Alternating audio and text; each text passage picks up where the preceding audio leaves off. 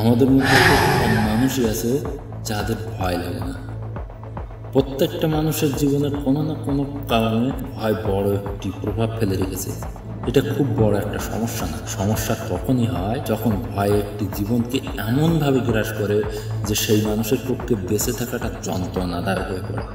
আর যদি মানুষের ভয়কে মানুষ জয় করতে না পারে, তাহলে সে কখনো নিজের উদ্দেশ্য সফলের জন্য জীবনের সামনে আগাইতে পারে না। শেষ পর্যন্ত এই প্রশ্নটা থেকেই যায় যে আমরা ভয়কে কিভাবে জয় করতে পারব, এটা কিভাবে সম্ভব, কিভাবে ভয়কে নিজের ভেতর থেকে শেষ করে আত্মবিশ্বাস বাড়ানো যায়। আজ আমরা সেটাই জানার চেষ্টা করব। তাহলে চলো, আজ আমি আপনাদের সামনে এমন কিছু প্রেরণাদায়ক কথা তুলে ধরব যেগুলো শোনার পরে আপনার ভেতর থেকে ভয় নামের শব্দটাই চিরতরের জন্য হারিয়ে যাবে।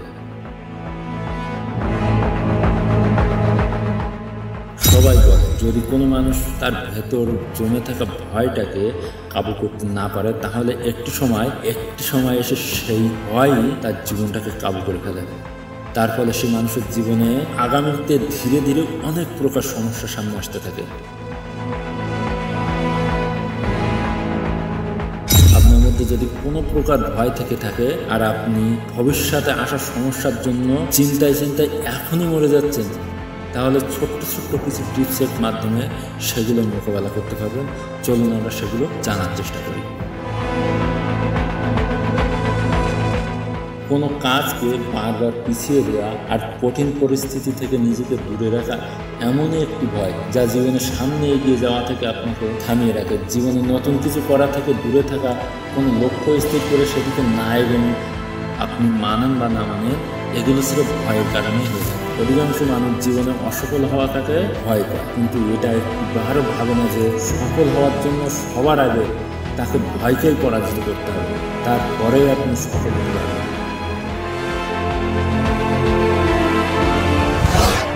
আপনি যদি যা ঘটেনি তাই ভেবেই এখন থেকে ভয় পান, সেগুলো সামনাসামনি হতে না চান, তাহলে সহজ কিছু রাস্তা আছে যেটি বেছে নিলে আপনি আপনার জীবনটাকে সহজভাবে উপভোগ করতে পারবেন। ভয় নামের শব্দটাকে খুব সহজেই কাবু করতে পারবেন, তার উপরে রাজত্ব করতে পারবেন।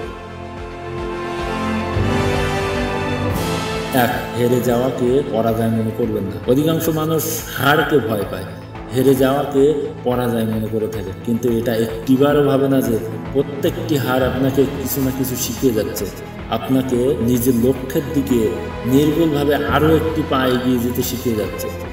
হার ও জিত সেই জিনিস মাত্র যেটি আপনার লাইফ ব্যালেন্স করতে সাহায্য করে। যদি আপনি প্রত্যেকবার জেতেন, তাহলে বিজয়ের আনন্দ ও পরাজয়ের শিক্ষা দুটো থেকেই বঞ্চিত থেকে যাবেন। মনের কথা সামনে নিয়ে আসুন। ভয়ের উপরে কাবু পাওয়ার সব থেকে সহজ উপায় হলো ভয়ের মুখোমুখি হওয়া।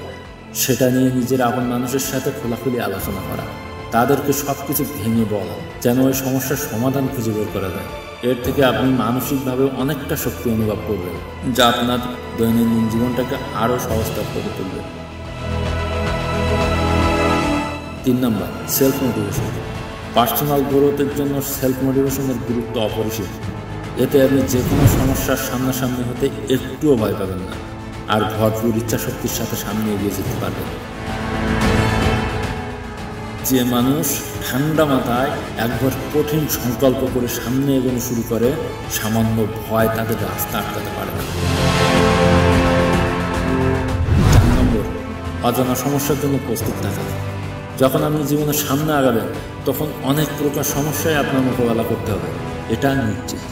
আর এই সমস্যাগুলোর মধ্যে হয়তোবা আপনার জানা থাকবে কিছুটা, কিন্তু এমনও কিছু সমস্যা আপনার সামনে আসবে যেগুলো সম্পর্কে আপনার বিন্দু বিসর্গও ধারণা নেই। তাই সকল প্রকার সমস্যার জন্য নিজেকে প্রস্তুত রাখতে হবে। নিজেকে কখনো দুর্বল ভাববেন না, আর যে কোনো ভয়ের মোকাবেলা করবেন খুব দৃঢ়তার সাথে, সামনে আগানো থামাবেন না। আর যদি আপনি এই 4টি টিপস আপনার জীবনে প্রয়োগ করতে পারেন, তাহলে আগামীতে সামনাসামনি হওয়ার সকল বাধার দেওয়াল সম্পূর্ণ সাহসিকতার সাথে পার হতে পারবেন। জীবনে কোনো কিছুতে আপনাকে ভয় অনুভব হবে না।